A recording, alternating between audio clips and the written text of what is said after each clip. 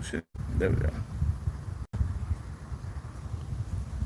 What's up? What's up? What's up? What's up? What's up? And what's up, everyone? I'm gonna give you all a few seconds to get in. If you haven't joined the live, or actually hit the, god dang it. Oh, that's gray hair. No wonder they ain't going over there. All right, hit the join button if you haven't joined the channel already. Hit the join button if you haven't joined already, and hit the like as you come in. Don't forget to share it with your buddies if you think it's worth it. So today is actually going to be this first live is actually going to be pretty quick because I just want to have a conversation about the 57 officers that resigned in Buffalo, New York, after the 2 officers were not only relieved of duty because of shoving to the ground a 76-year-old man who later went into convulsions and was hospitalized, and then brought up on charges. Because I actually call this the 57 reveal because it says a lot. Because one, I appreciate the brotherhood. I can always accept when someone shows me who they really are. I can appreciate that. And I even appreciate that in the sense of, yeah, they did. They're not lying about who they are. So I get it. But what incensed me about this entire situation is the fact that, hold on, give me a second.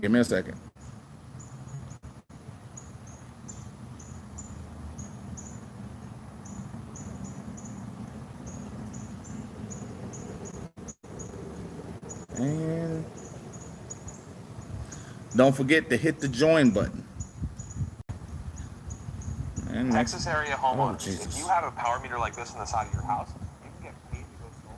You don't only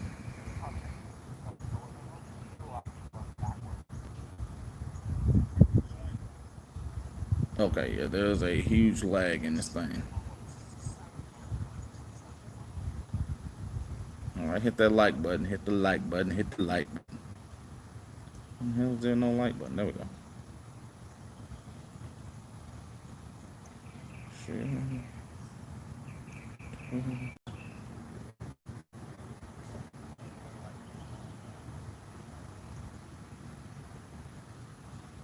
And the last one.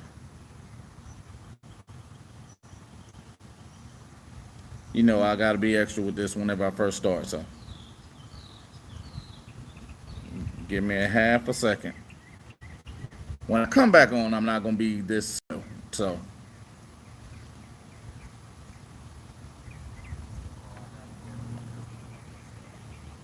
And thank you guys that are joining. Look like the volume and everything is good, so we're gonna start rolling. Looks like the picture's pretty good. And yes, I am streaming live right now from the Note 10. So, but what I want to talk about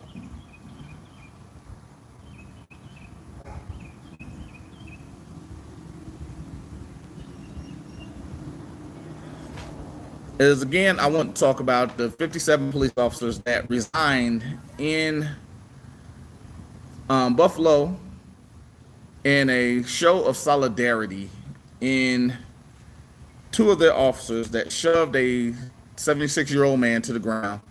And then they were not only relieved of duty, but they were then also fired. And charges have been pressing, as I saw that this morning. But here's the thing. Like I said, I do appreciate the solidarity. I do appreciate them saying, you know what, we feel like we're under attack, blah, blah, blah, blah, blah. Their feelings are their own for them to have. And them to make a decision that is actually life-changing, because all of them have to now get new jobs. All of them have left the protection of the police union.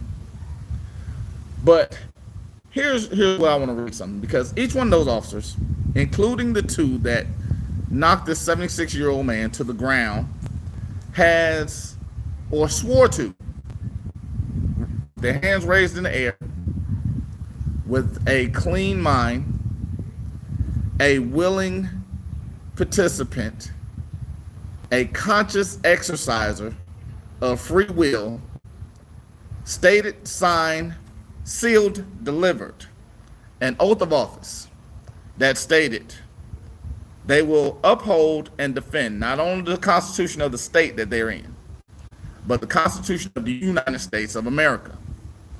Now, what I want to do real quick, because I want to give you something, because when you're understanding in the Constitution itself, it has the right to peacefully assemble, which in this case, the 76-year-old man was a part of a peaceful demonstration.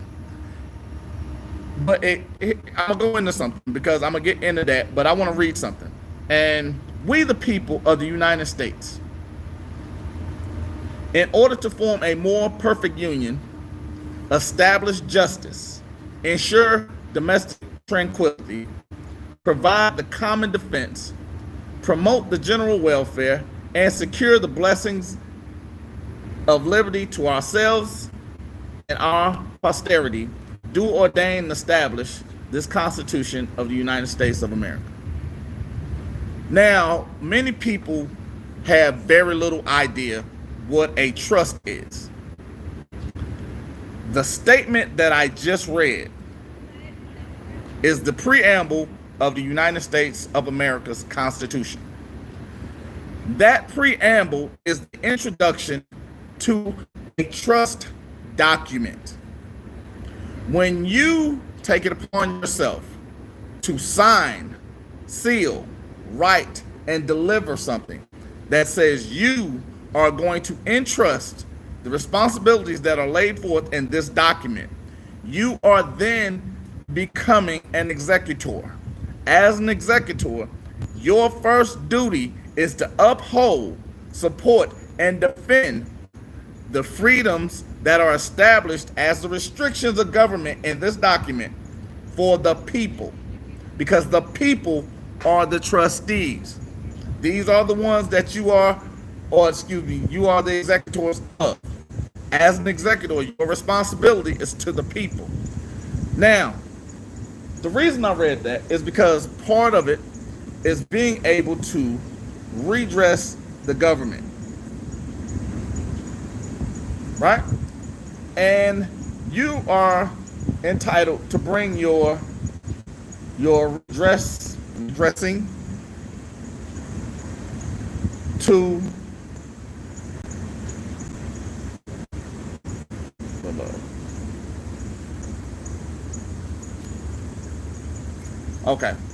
the First Amendment. Congress shall make no law respecting or establishing of a religion or prohibiting the free exercise thereof or abridging freedom of free speech. Now, I want to show you both sides of this. And thank you guys. Thank you, driver. I want to also take a second. Super Chat is active. For you guys that want to donate through Super Chat, you also can donate through Cash App. And if you have an iPhone, you can actually use the iPhone Messenger button to actually donate, as well as hit the join button. It's in the description right next to the channel. And once you take note of that, because I'm gonna speak on that later. Want you be vigilant. Be vigilant what's going on. Just pay attention. But in this part, when we're talking about the First Amendment, it was two things that was done on this instance. The first was the right of free speech. In the peaceful assembly, the redressing of this 76-year-old man to speak out against whatever the hell he felt was an injustice, or whatever he felt a need for addressing was, he had the right to do that. These officers had the right, the 57 had the right to not work for someone else, not remain in someone else's employ. Those are also freedom of exercise. Their exercise was to support their brothers that were arrested for something that they deemed was okay. Now, I don't have to agree with either one of them, but I do support the decisions of both of them. Why? Because I speak of this all the time, and there's their freedom to exercise what is given to them, not by the state, not by the city, not by the government, because the city, state, or government can't give you rights. So therefore, they cannot take them away. And if I'm going to help or say I'm an advocate for rights, I have to support those rights no matter who's exercising. Just keep that in mind. Both sides of this, people were exercising rights. Now, again, don't have to support their exercising of them. Just recognize that they exercise. Now, do I support the 57? I absolutely do. And I'm going to tell you why at the end after I finish this. But I'm going to go into some more of the First Amendment, or the right of the people peacefully to assemble and to petition the government for the redress of grievances. That is the First Amendment. That is what was being done. The overstep was the actual not allowing of this to happen. Pushing this man down, who he was not in the roadway. He was not blocking anybody from doing anything. The police decided that he was a part of something that he was not. So therefore, their actions, while in some manner would have been okay, their actions were not okay because he was not in a wrong position. He was not being in any means in any threat to them. And then the fact they pushed him down, their first job is to preserve life. They actually did something and put a restriction on that because they actually put him in a peril situation, because once he fell, he started having convulsions. They then put that man's life in jeopardy. Now, the flip side of that. Why do I support the 57 officers that resigned? Why do I support that? Even with the simple fact of knowing they were exercising, do I support their exercising? Absolutely. Simply being is if I have a problem with officers and their support, again, this is a blue wall conversation. If I have a problem with an officer doing something that I feel is out of line, and I have an issue with other officers supporting that something that I call out of line, if I now have to tear down that system in its entirety and rebuild it, now that police department in Buffalo has an opportunity not only to bring in people that are not poisoned, because I'm gonna give you a basketball analogy. There was a stretch where the Clippers were trying to get over the hump. They were trying to get to a contention status. They were trying to get out of that 30-year bubble. Now, here's the great part about that. That 30-year bubble, or 20-year bubble, what it was, the one thing they had to do, they had to fire everybody. Because they have to tear it down to the bones. Then they bring in all new people. Because they don't want anybody that was a part of the losing culture still there when they are looking to win. The Buffalo Police Department now have an opportunity because all of their officers are gone. They have nobody. Starting from scratch, training them properly, bringing in fresh blood, training them to not only be self-aware, situational aware, but also how to be humane. I'm going to say that one more time. Not only situationally, not only self-aware, but how to actually be human beings when interacting with other human beings. These are the things that are needed. These are the things that are necessary. These are the things that the outcry are coming for. That's what this is. That's what their exercise allowed to happen. Because just keep in mind, just give you a hypothetical. Let's say these 57 bastards don't. They don't leave. They remain where they're at. We already see that their training allowed them to believe that pushing someone to the ground that was peacefully protesting Not only are they elderly, but you leave them there when you see they have a medical emergency or a medical need. They thought that was okay. They literally, 4 officers stepped over this man. 4 stepped over him after being put to the ground. If you have a problem with that, if you understand what their ideas or what they are supposed to do, if you don't think that's it and they resign, you got the win, because that is not their job. Stepping over someone that's in medical need is not their job. That is the exact opposite of their actual job. So for them to move out the way so somebody else can get in that spot, I am 100% for that. Because even with me, I often speak about whenever I worked at ADT, one of my favorite parts of the job was to fire people. And the reason being is because as a supervisor, I have an obligation not only to myself, not only to the company, but the people around me. Because the employees, they need guidance. As a supervisor, I have someone to answer to. Now, in this case, if I'm firing someone, that allows them to not stay at a job that they're unhappy at. That allows them to not be somewhere they're not very good at what they're doing. That also allows the company not to be put in positions to where they can actually be hurt because of that person's performance.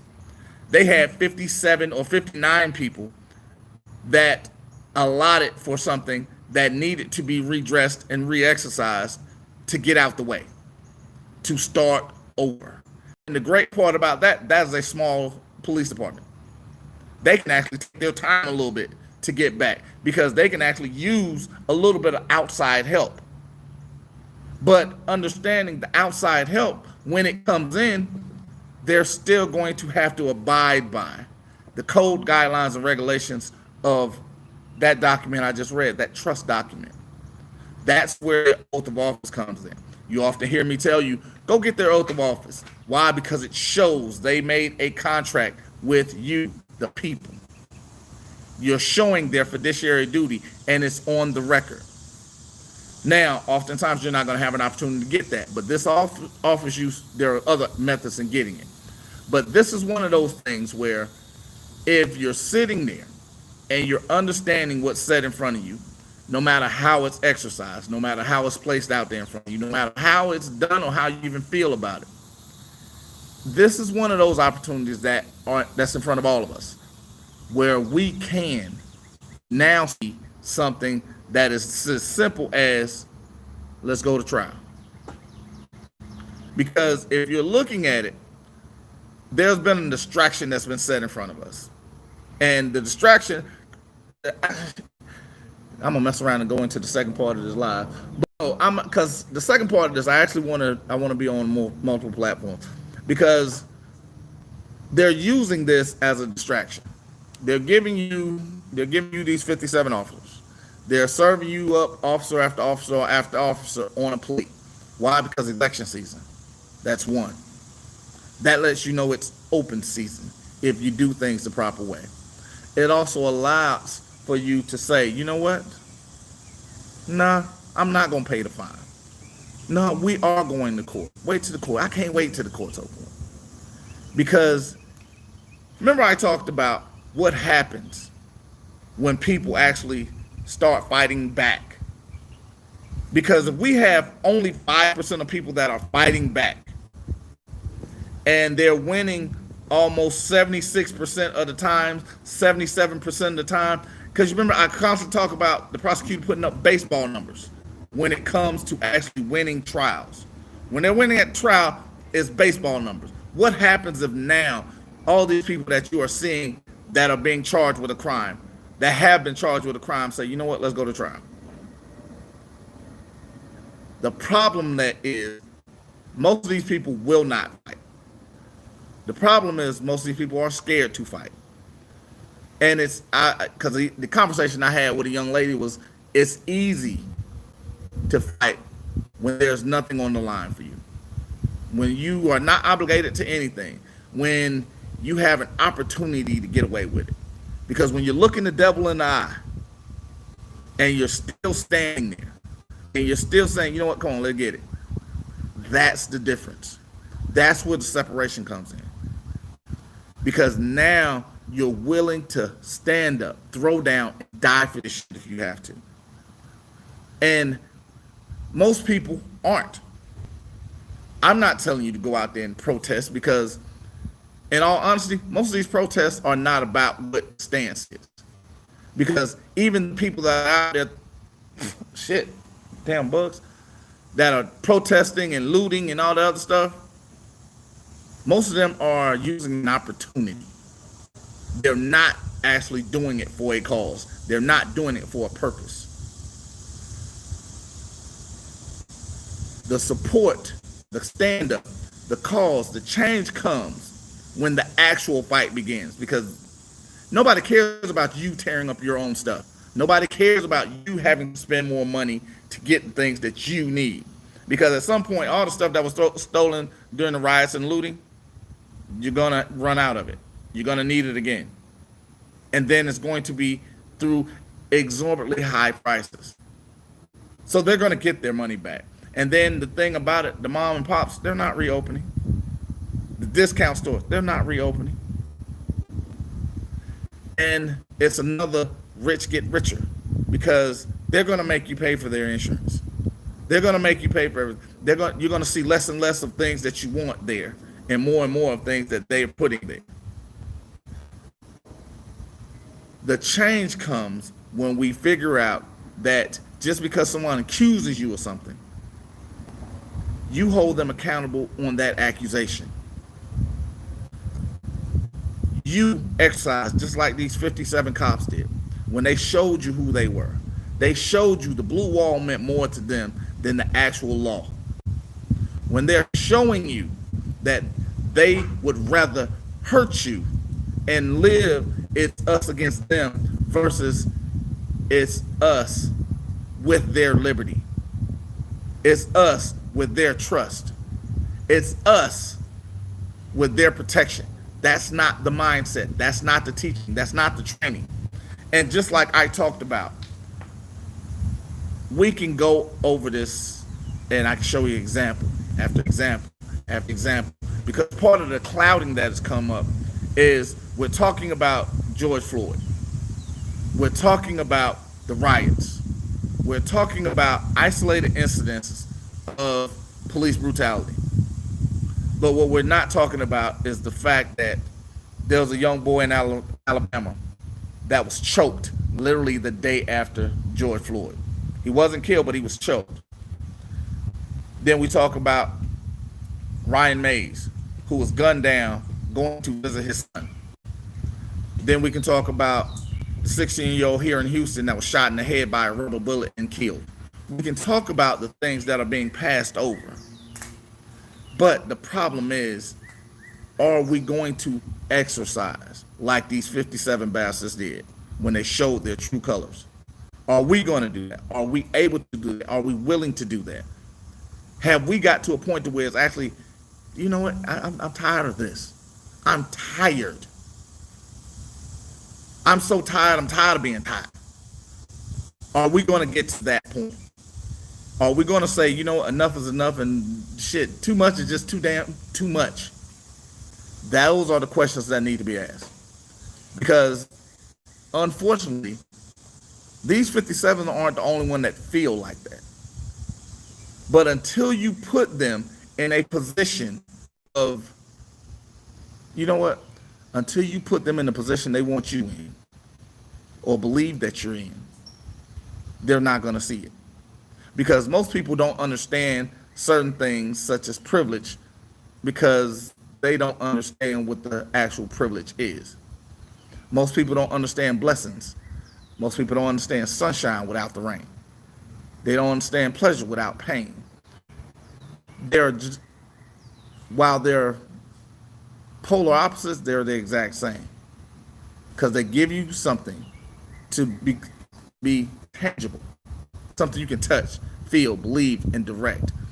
These are the things that we need to actually start focusing on, because they'll play focus games. They'll play little things just to see if they can distract you. Is the distraction enough for you not to question them? Is the distraction enough for you to want to say, you know what, my side is, which nobody gives a shit about, which you don't even have to prove. Why? Because nobody gives a shit about it. You don't have to provide an alibi. Why? Because you can remain silent. Why? Because only the accuser has to prove anything. But it begins with an exercise. Are you willing to exercise? Because even with me, I look at a lot of stuff that I'm doing now.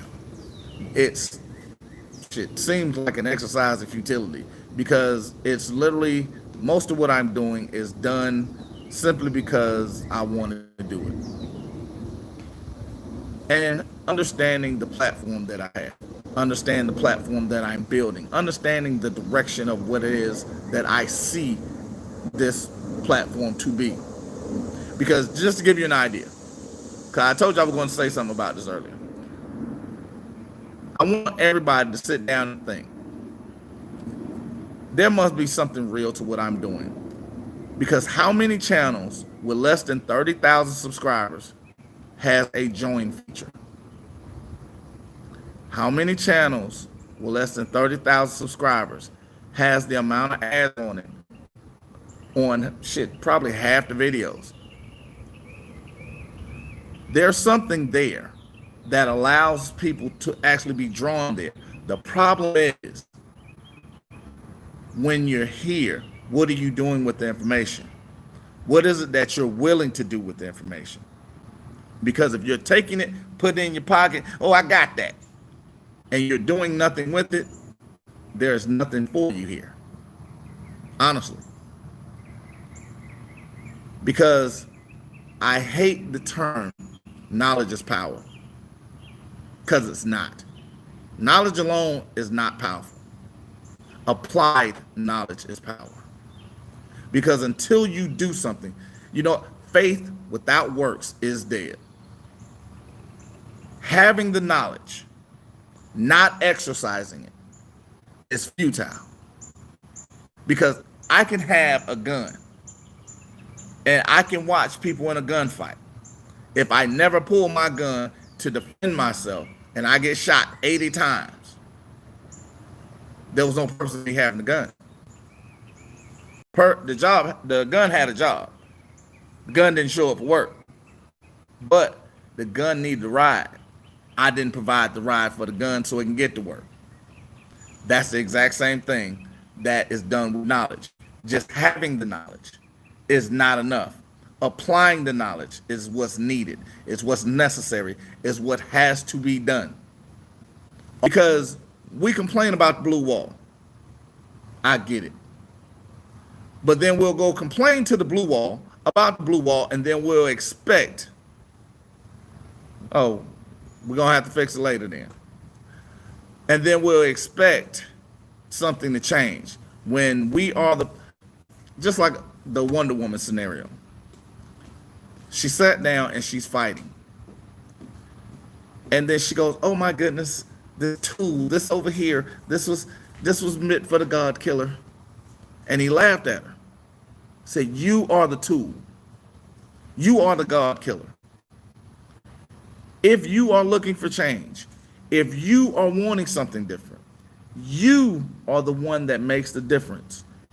Everything works. Your exercise is what does it, not someone else's, not something. Just writing a motion doesn't help you. Just showing up for court doesn't help you.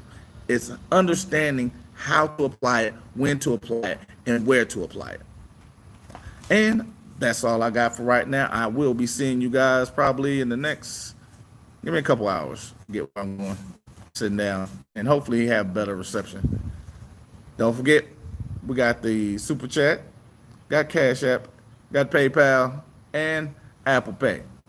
So, holla at your boy, Supreme, out.